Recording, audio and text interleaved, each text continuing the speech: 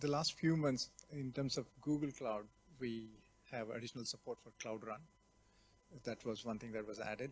And for Azure, I think there are some baking improvements that were done. Typically, when you deploy to the VM, there is a bake and then deploy. In Azure, there was this limitation that you have to have a bake in the pipeline for it to deploy. You couldn't just have a deploy with the pre-existing bake. And also there were additional improvements, performance improvements that were done with it.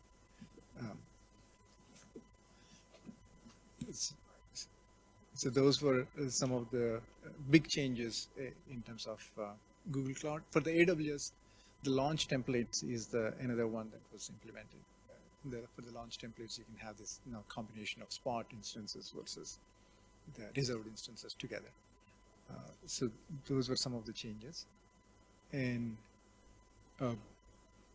which version of Spinnaker are you currently using? Which version of Spinnaker? Like the latest one is 1.30. We are on the 29. 29. Yep. Okay. 29. Oh, okay. All right. Yeah. So I think David was one who's driving the releases, build and releases. Right, Matt. So we just introduced ourselves. Yeah, sure. I'm Matt. I'm on the TOC for Spinnaker, work at JPMC.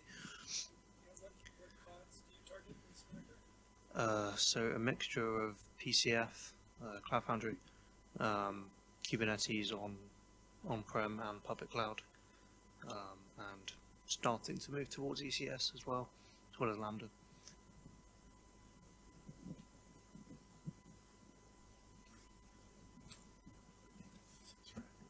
One of the changes that Matt's been working on for people who target AWS, there have been some plugins for deploying to Lambdas, and he is doing the shift to get those into the main code base so they're easier for people to deploy. Plugins are a good mechanism for lots of things, but for things that are like pretty fundamental to the functionality, we just decided it was easier to have it in the code base. It's like easier to maintain. We're kind of moving in this more mono repo direction anyway. So like, it's true that Spinnaker being multi-cloud can sort of bloat pretty easily.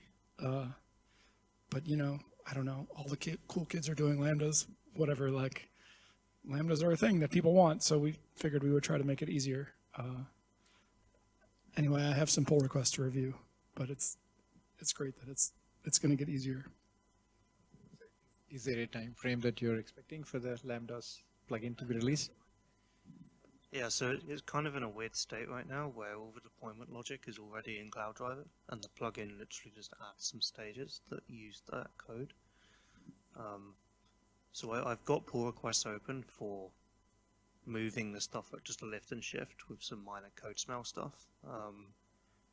There's some pretty weird stuff that it's doing, like forming Cloud Driver URLs natively and calling them using like their own OK HTTP clients and stuff, which is a bit painful. I'm not sure I want to go and refactor all of that at the same time as moving it over in case I break it. So that's kind of a debate I'm having right now, is whether to go and fix it now before it gets in, or get it in and then commit to fixing it over the next couple of weeks or months or whatever. But it's pretty substantial, the amount of refactoring that would have to be done. I'm totally fine to move it and fix it later, for what it's worth. Yeah. Have you guys run into any, like, there's something that you wish you could do, that could something you could target with Google Cloud that Spinnaker doesn't do, or an AWS function or a Kubernetes function, where you feel like you could use a new feature, or you feel like you run into a bug or something like that? For now, we are interested in run Cloud Run target, but we didn't do nothing at just GCE in GKA. So that's for us. Yeah, there's been quite a few pull requests related to Cloud Run recently, so I think OpsMx have been working on that So I guess that's coming soon, if not already released. Yeah. I don't really know what's going on with Google Cloud, so I have my finger in a lot of pies, but I don't have my finger in the I think the base stuff got into 130. I think there's some more. There's some more PRs that didn't make it, which will probably be in 3.1. Yeah.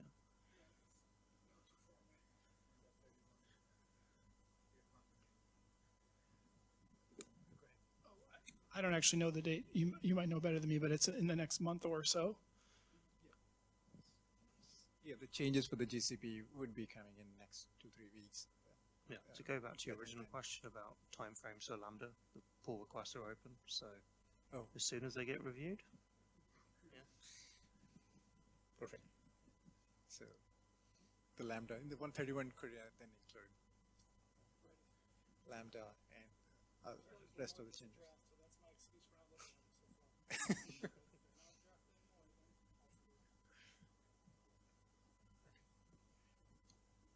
So we usually also go through the list of open issues in the Git and see which ones we need to prioritize and things like that. I don't know if you want to do that here, but any issues that you guys have that you want that addressed, or any concerns with respect to what the functionality that you are seeing now?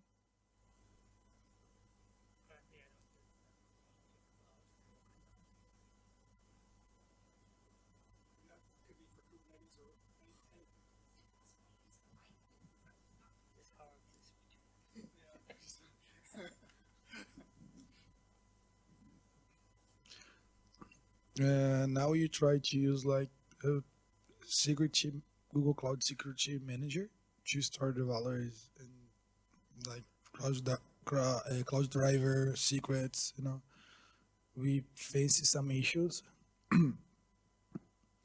but we didn't go deep there. So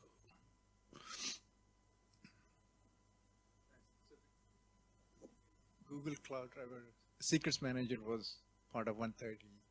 So you're saying you tried it and you had some issues. yep.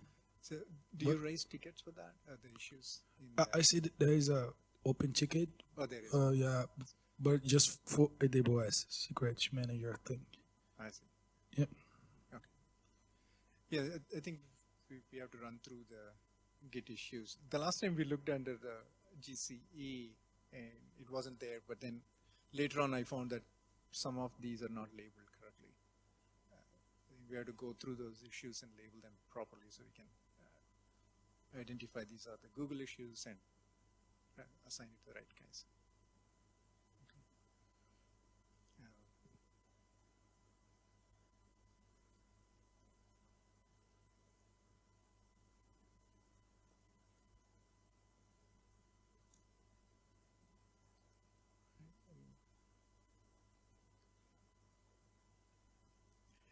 You're primarily working on the Spring Boot upgrades and things like that, right?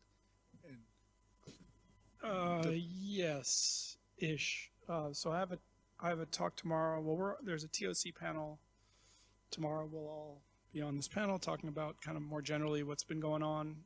But then I have a talk tomorrow afternoon about some specific stuff we've done at Salesforce. And yeah, we're pushing to do a lot of boring stuff. We've been working on Spring Boot upgrades, and we're working on a Gradle and Groovy upgrade, and then we're gonna maybe get to Java 17. I want to talk to Matt about that because maybe we can coordinate. We've done a bunch of stuff internally at Salesforce that I just haven't had time to push upstream, including a bunch of improvements or new features to the AWS provider that I feel like there have been open issues about for a million years. Other stuff about launch templates. And it's unfortunately they're in like a stack of 100 PRs, and it's a lot easier to get them up in order as far as conflicts and stuff. And I've just been stuck, every week or month or whatever it is. It feels like every day we have more customers, which is great, but then we hit some other scale issue. So that's also part of what I'm going to talk about tomorrow. So if people are using or want to be using launch templates with the AWS provider. I mean, it's maybe not the best way to manage my task list, but if enough people say, hey, I really need this thing, and I'm like, I know we have it and we have it internally, and it's just a matter of, moving it over and making the PR, even if it's out of order or whatever. Like if people talk to me about it and it's something that we've already done internally, then that'll motivate me to get it out there. Right. Yeah, so that's an interesting one, right? You have a lot of changes that you haven't upstreamed yet. Yeah, I wish we didn't. I mean, I gave a talk at the last Spinnaker Summit about some cool stuff about targeting, basically targeting GovCloud, the GovCloud partitions in AWS. And, there are other people making PRs about like FIPS compliance of this or that. And anyway, it's like we did it already, but I haven't had a chance to get it upstream. So this conference it's the next year, it's 2023, but it's only 6 months after the previous one. Anyway, maybe the next one will actually be a year from now, and I'll get to catch up a little bit. So you mentioned FIPS compliance. So one of the issues with the current cloud driver with AWS is that it's using V1, AWS SDK V1. Yes. And for truly FIPS compliance, he has to use V2 because it has some additional things in there. I guess I should start by saying I am not a FIPS compliance expert. What I think I know is that at least part of FIPS compliance is hitting the right endpoints. Yeah. Like you can go to these AWS web pages and they have like the regular URL and the FIPS URL and like across a bunch of different regions and a bunch of the different AWS services. And what I think I know is that the code that we have in Cloud Driver at Salesforce is hitting the FIPS URLs. So, and we're also still using the same version of the AWS SDK as upstream. It's 1.12. Whatever, 176 I think is what it is today. So the fact that we're hitting those URLs is a big part of it. And then the fact that the communication actually works means we're using the right ciphers or encryption algorithms that those endpoints accept. So I don't know what anybody else wants. I thought that was it, but again, like I'm not an expert, so I don't know. And I will say that we do have a very special little hunk of code actually written by like an AWS support person that builds those URLs. It's not rocket science, but it's like, instead of being ec2.aws.com or whatever, it's ec2-fips.aws.com. That's of course not the real thing, but you get the idea. So it might be that to get those URLs out of the box with the AWS SDK, you do need to upgrade to something newer. And we found another way. Yeah. So that is the main one. In AWS SDK v2, if you have a flag called FIPS, it ensures that that's the only right. So URL that you have to fits. do it with your own two hands, and now there's like a Spinnaker config flag, and it's per. I want to say we did it per account, so you get to decide if you're targeting this account and you want it to use FIPS endpoints. You say use FIPS endpoints true, and then it uses them. And there's another little flag that I added called like log endpoints, and you set that to true, and then you can actually see in the log like, hey, it's really working. Check it out, because otherwise, like. Right, like I also am like not on the audit the things team at Salesforce. So somebody who wants to go to our AWS like panel, dashboards, CloudWatch, whatever, and prove that we're really using all the right URLs all the time, like that's not how I spend my day. So, but if I can look at a log message in Spinnaker and I can match it up with an AWS web page that says this is the FIPS endpoint, then I get to check a box and move on to the next thing. So, all right, people are interested. Good to know. Yeah, so the ones who are catering to federal government, Right. they absolutely have to have some of these things. Right.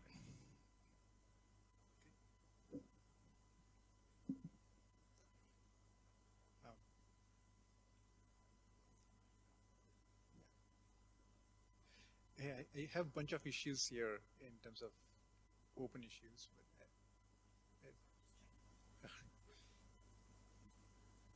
yes, one of the things that we've been trying to do is triage these issues and put them in the right groups, so at least we know which cloud environment is having a problem, and because we know the Cloud Run is something that we are doing it. AWS is something you can do, or you guys can triage quickly. And I think Apple guys are also doing AWS. So you guys are also. And I think they've been more involved with the secret stuff too. I don't know. Does somebody from Apple usually come to the regular Cloud SIG meetings? Yeah, it's Ben actually. Yeah, so I don't know if Ben has been writing that code with his own two hands, but somebody on Ben's team has. I don't know if it's 10 a.m. Pacific time, if that's a time that you guys could meet. You know, it's a regular.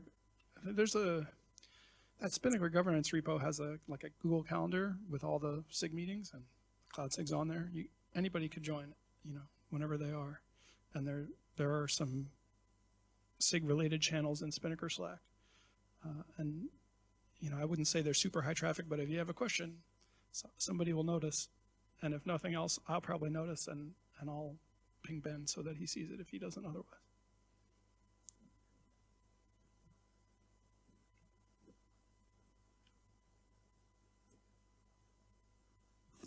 And Ben's boss is also here at the conference. You should hit him up. His name's Dedisi. He's a good guy.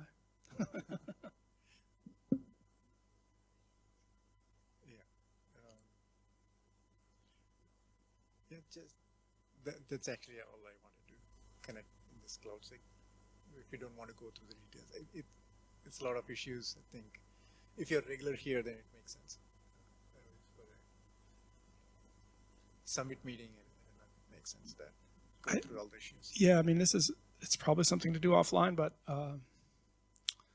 there is somebody from AWS, an actual AWS employee who has spent a bunch of time in the code base for the AWS provider, and she came back from parental leave not too long ago and was like, "Hey, David, are there any issues I need to work on?" And I pointed her at a couple, but you know, I don't know them all. And so if there are some AWS issues, send them to me or send them to her. I don't know if you guys know Pratibha, but anyway, I can connect you guys. Yes, there's the issue with user data cloning the server group. That one still is open. That she was working I think on it might have gotten auto closed, but it reopened. oh, good. Yeah, I've tried to avoid diving into that because it's complicated. But it's great if she's looking at it, and if she's not, maybe. I'm glad she's back. She's looking at it. I don't know if she is looking at that specific one. She might need a reminder. She has comments in that one. I do think that, like, as we get more Spinnaker users who use these other clouds and these other platforms, we'll identify more opportunities for more integration points, adding more cloud providers or improving what is there. It is hard for us as a community. If we're not using it, it's hard to understand where the pain points are. And one thing that I've seen in the past is folks will come up with workarounds for their organization, and that's great because you get your work done. It's good to pass that back to the community to say, hey, your product, like this tool didn't do this thing, so I had to work around it in this way. And then that's really good insight to us where, like, hey, if everyone's trying this workaround, maybe we should just fix it in the product, fix it in the project, and win for everyone. I guess one other plug is that, you know, in the end of it all,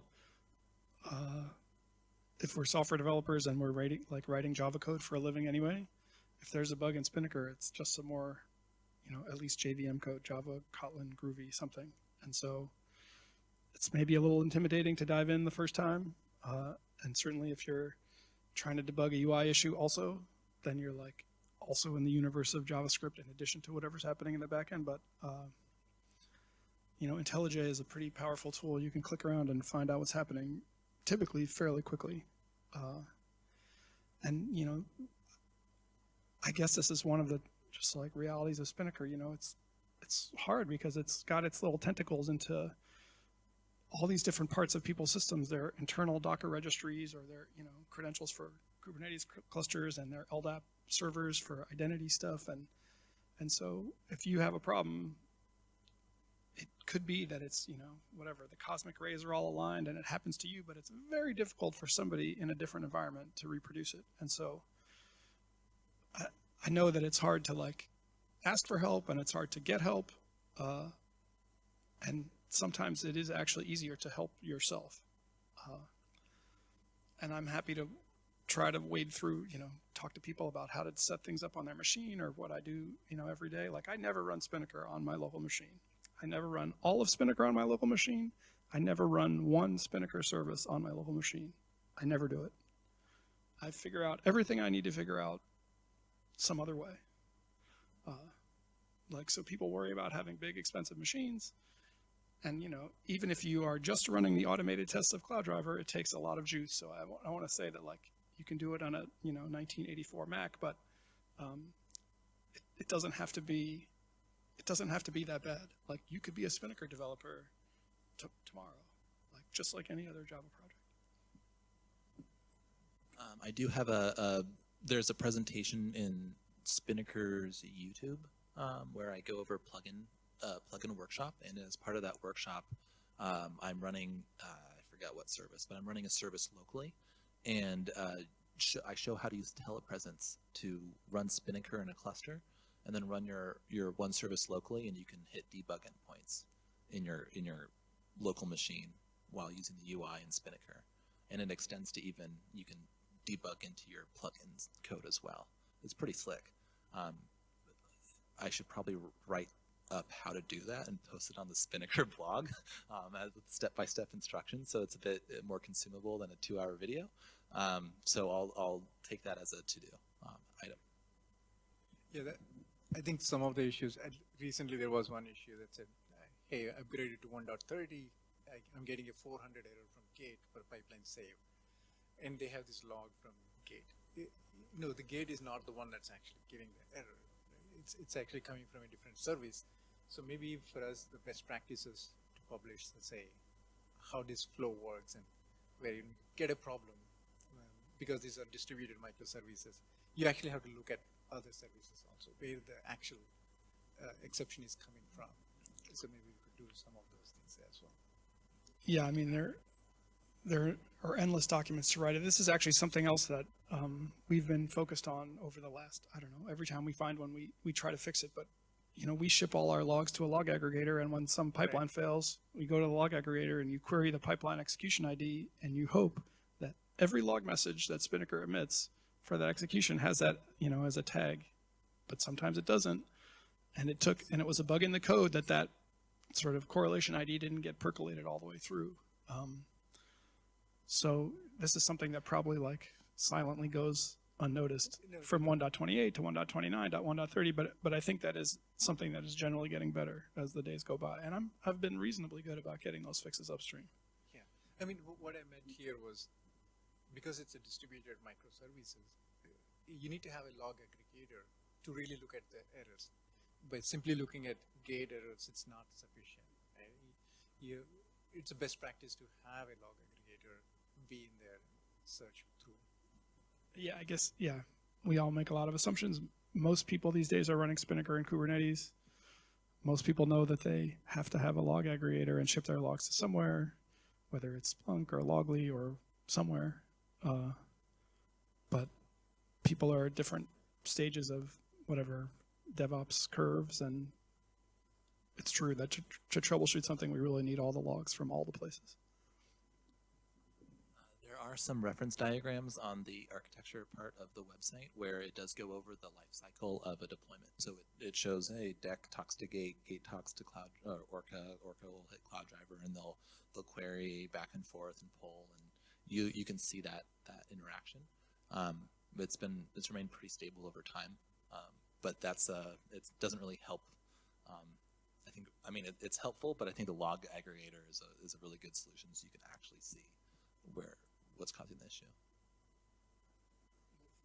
I know people aren't looking for ways to contribute, especially not a feature that's probably as gigantic as this, but something like Zipkin or open tracing we don't have in Spinnaker, but would be really sweet. And it's something else that takes another level of like operational maturity, because once you generate all these traces, those traces need to get shipped off to somewhere too. And I would say fewer companies have that set up than have log aggregation. But we would be making the world a better place if at least the code was set up for it next year.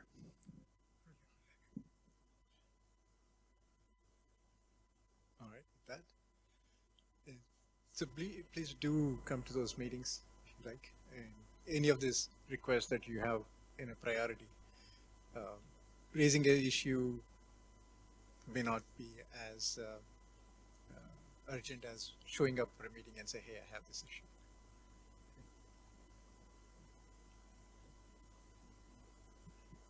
All right. Call it a day and go for a drinks. Thanks, everyone.